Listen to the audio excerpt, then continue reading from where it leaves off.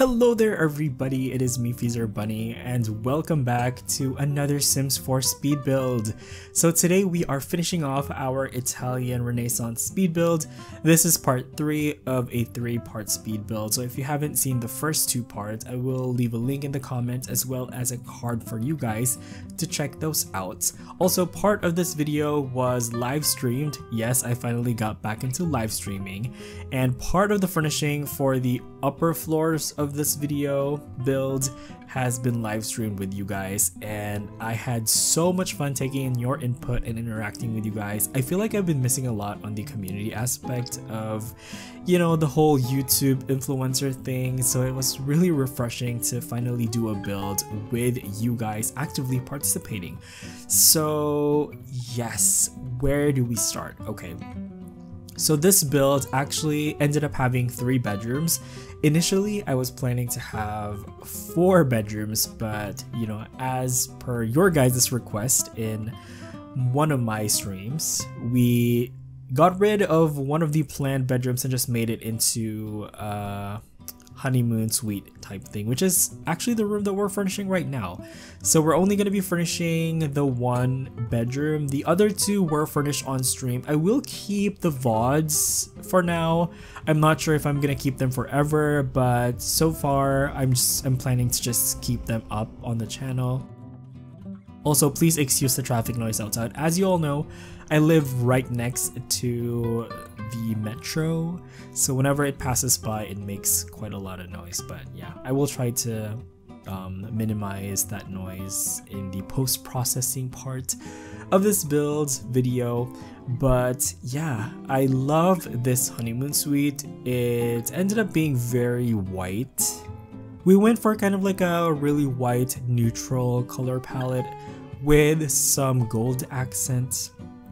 I feel like this would really complement kind of like the traditional, you know, bridal attire, you know, the big white dress. And there's also quite a few spots in this room that would be great for like photo shoots. So I can imagine like the bride and the bridesmaids, you know, taking photos like in the sofa or like in the bed. It's definitely a statement room. You know, there's a lot of marble, lots of luxurious touches, but there's also like quite a lot of really beautiful, you know, like nature references, like the frescoes, which kind of like bring the outside landscaping onto the inside, and I really like that. I really like this wallpaper. I used it downstairs as well, and I feel like it really made this room feel special. I'm so happy to finally get this build over and done with, because as you all know, I'm not really crazy about doing these really prolonged builds. As much as I like doing these larger builds, it can get pretty exhausting working an entire month just on one build. So I'm really happy to just get this over and done with.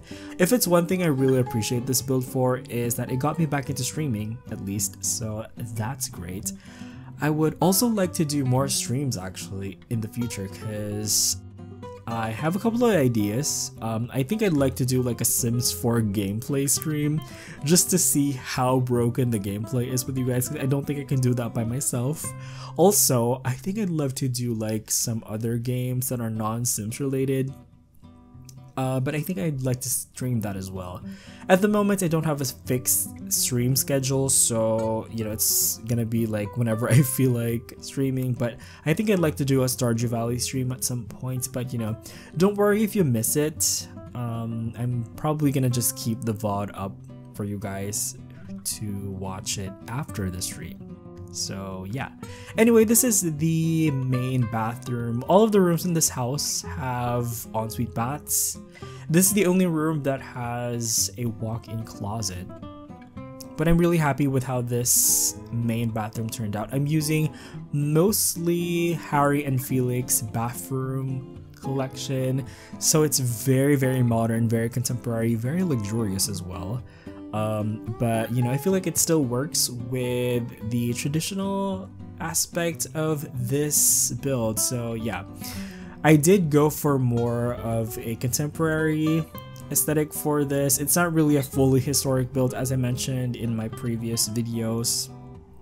Cause yeah, I wanted it to feel like somewhere where you can, you know, have your Sims get married in without making it kind of like a costumey wedding, if that makes sense. Actually, I've been watching a lot of like TV shows about that. I've recently discovered like this one TV show called Don't Tell the Bride on YouTube. I'm pretty sure a lot of you are familiar with it. I think it's a British TV show, British-Irish TV show. Honestly, I feel so bad for the brides and what they have to go through, because this is like their big wedding day, and Jesus Christ, the people behind the show plus the grooms are putting them through so much, but it is pretty entertaining. But I wanted this to be a venue that you would take somewhat seriously, and it also kind of included some bits of my personality into this venue as well, like things that I would like to see in my own personal wedding, which you will see as we move on later into furnishing kind of like the wedding reception area. Oh, but this little grotto type area was actually inspired by a previous build that I did. If you guys saw my Parisian Chateau build I did in 2019, I did a very similar type setup with Felixander CC. But this one definitely looks more Roman, Italian-esque. I'm using these Doric columns with some arches and a niche, which is a little nook that I will put in a statue of an angel. I feel like that's kind of makes sense, kind of like as a symbolism for like the wedding and stuff. Yeah, I feel like this whole area was meant to be kind of like a nice little focal point for, you know, a wedding party. You know, if you want to, you can probably have like an actual wedding ceremony here, but for this build itself, I went for more of a wedding reception because I've already done like a wedding ceremony venue. It was also a garden venue, surprisingly. Not that different from this one, but that one does not require any CC. So if you guys haven't seen that yet, you might want to check that out. But I can definitely see you guys putting like some, I don't know, like wedding arches in this area, and you know, making it your own wedding venue, which is something that, you know, I'm pretty sure a lot of us want to add our own personal touches to. So yeah, anyway, actually I do want to really quickly talk about some of the things that you guys brought up in my previous video, because I did ask you guys about your favorite Renaissance artist. You know, this is a Renaissance inspired speed build after all, and of course, as per usual, I'm wrong. I totally underestimated you guys, because I was like, in that video I was like, oh, you're probably gonna pick like the mainstream ones like Leonardo da Vinci or Michelangelo, but no, of course, you guys proved me wrong yet again. I've seen quite a bit of like Caravaggios for you guys. You know, I'm not quite sure if he's entirely like a Renaissance artist, because I would have said he was like more of a Baroque artist, but who knows, we'll see. There's always tends to be some confusion when it comes to Renaissance and Baroque anyway. Also, quite a bit of Raphael's. Yeah, a lot of you guys seem to be big fans of Raphael. To be honest, I don't really know much about him other than the fact that he's kind of like the younger, kind of like new up-and-coming talent when, you know, Leonardo and Michelangelo were kind of like in their older years, if you guys get what I mean. Like, they were kind of like already well established at that point. Leonardo and Michelangelo, they were kind of like in their waning years, and then here comes Raphael, who is, you know, kind of like a new prodigy in town basically.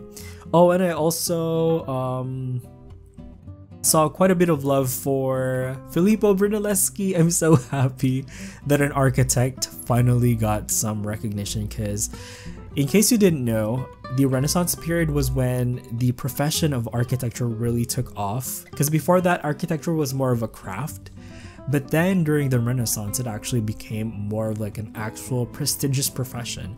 So we have quite a lot of like, you know, famous architects that came out of that period, and of course one of the pioneers for that is Filippo Brunelleschi.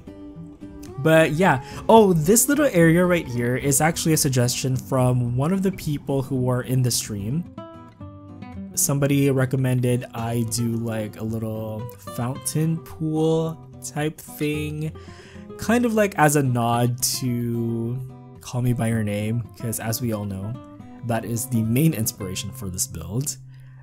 So yeah, I really love that. I was initially planning to either do a vineyard or like a maze area in that little spot where that pool was, but I think the pool is a lot better because I just love the fact that it's a reference to Call Me By Your Name.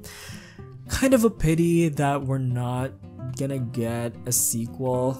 I would have really loved to see a sequel, but as we all know, with all of the controversies from one of the actors, it's probably not gonna happen, which is kind of sad because, you know, Armie Hammer and Timothée Chalamet had chemistry. What can I say? Anyway, so yeah, at this point I am now decorating the reception area to my taste. So probably a lot of you aren't going to find this to your personal taste, but it's definitely mine. You know, I definitely went for more of like nature inspired wedding reception, and I absolutely loved it. If I can afford to have a wedding reception like this, I would be like, yes, please, I'm sold, take me there. But yeah, it's very easygoing, very almost laid back, I would say. But at the same time, there's like some degree of formality to it, but definitely not the same type of formality that you would see in like historical banquets, because I feel like those are a bit too extravagant. You know, I wanted this to be a little bit more down to earth, a little bit more earthy, a little bit more back to nature vibes. So yeah, a lot of like woods, like really natural textures. I layered that cake, by the way. I'm not sure if that's going to be functional, but I like the multi-layered cake. Oh, and I also added this little food truck kiosk thing because I saw that from like one of the celebrity weddings in my country. They had that little kiosk thing, so I was like, you know what, that's pretty cool. I kind of want that. I wish it was a bar so I didn't have to put like an actual bar next to it, but you know, if you want more food, you can order stuff from it probably if you hire like somebody to tend it. But yeah, there's also a buffet table actually. That round table in the middle, like right there, is actually a buffet table, so you should be able to serve food in that.